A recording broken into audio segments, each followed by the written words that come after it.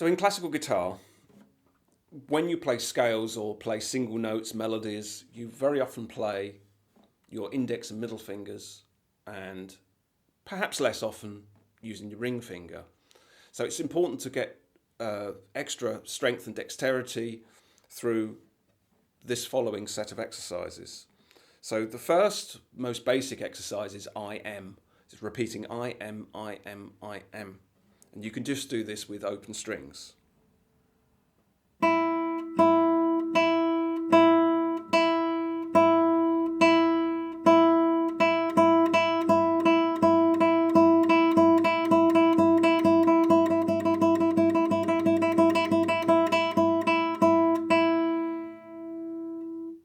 So it's important to start off slow, obviously, and your tone sometimes will tell you how successful you are. Now, I had my thumb resting somewhere near the sound hole, so it's a good form of practice to get your thumb, and imagine you're just going to stick the thumb down the sound hole. So if you imagine that your thumb's just gone down the sound hole from the bridge, bring your thumb out and just put it on the string, just rest it on the string. And then, hopefully you're playing a standard classical guitar, then you look for the rosette, and where the rosette meets the strings, you then can place your index finger, and that gives you a guide. So the thumb, technically, is in front of the index finger. And this is important because when you pluck with the index finger or the middle finger, you're not going to be crashing into your thumb, they're going to be crossing. So it's really important so your hand is freed up. So thumb there, index finger by the rosette, and that should give you a rough starting position. And of course, you can then move that hand further down or further forwards, and you'll get a change of tone.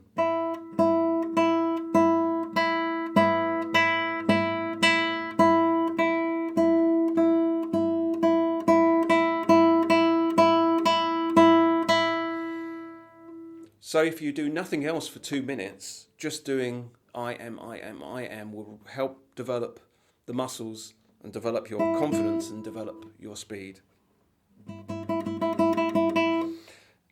Now the next most difficult thing, it's easier playing, certainly it's much easier playing on the E string, the top string, but it's a lot more difficult when you play on the B string, because your fingers are having to go in between the strings now. So you need to be a little bit more accurate. So you'll find that if you can develop a style where your fingers aren't moving too much, so they're not making massive movements, they're just small movements, and hopefully your joints are all moving. So you need to basically get your hand nice and balanced. And one of the problems with playing classical is that you have a whole multitude of axes. So you have, your hands can be that way, it can be down or up, and you'll find that if your hand's too far, let's say left or right, if your hand is too far left, if you notice yourself whenever you play, let's say the ring finger, I'll introduce the ring finger now, and then I'm going to show you that if you play like this with your finger angled,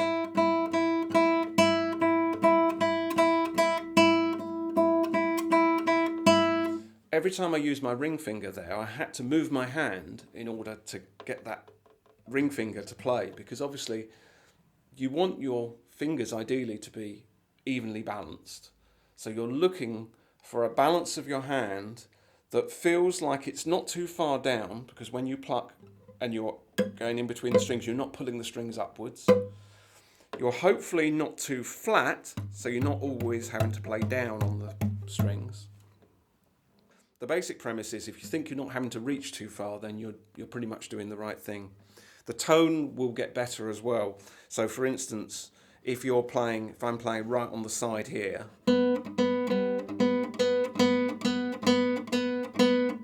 the sound is very naily. So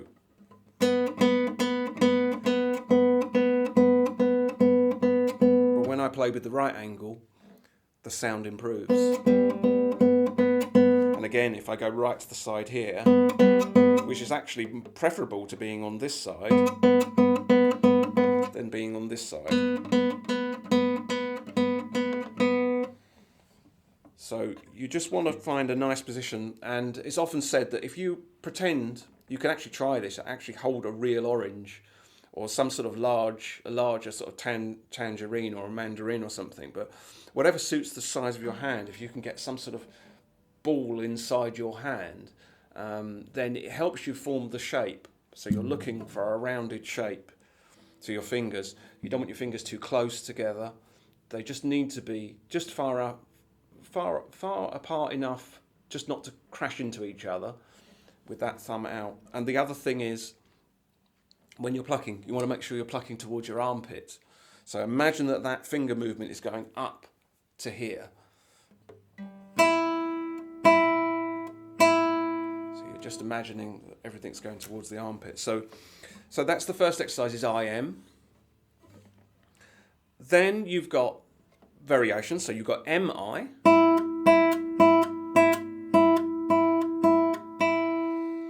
Then you can try playing AI.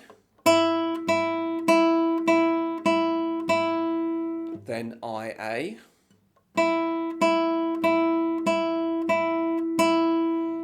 Then you've got MA. And then AM. So just to start with, just play these in fours. Always count, fours or eights or twos, just something simple, and just keep a beat and just see if you can get much more comfortable on those. So first string, try those on the second string, try those on the third string. If you want, you can try them on the fourth, fifth and sixth, but you don't need to really, just as long as you're doing them on the bottom three strings, that should be good. And then lastly, a good finger combination to play is AMI.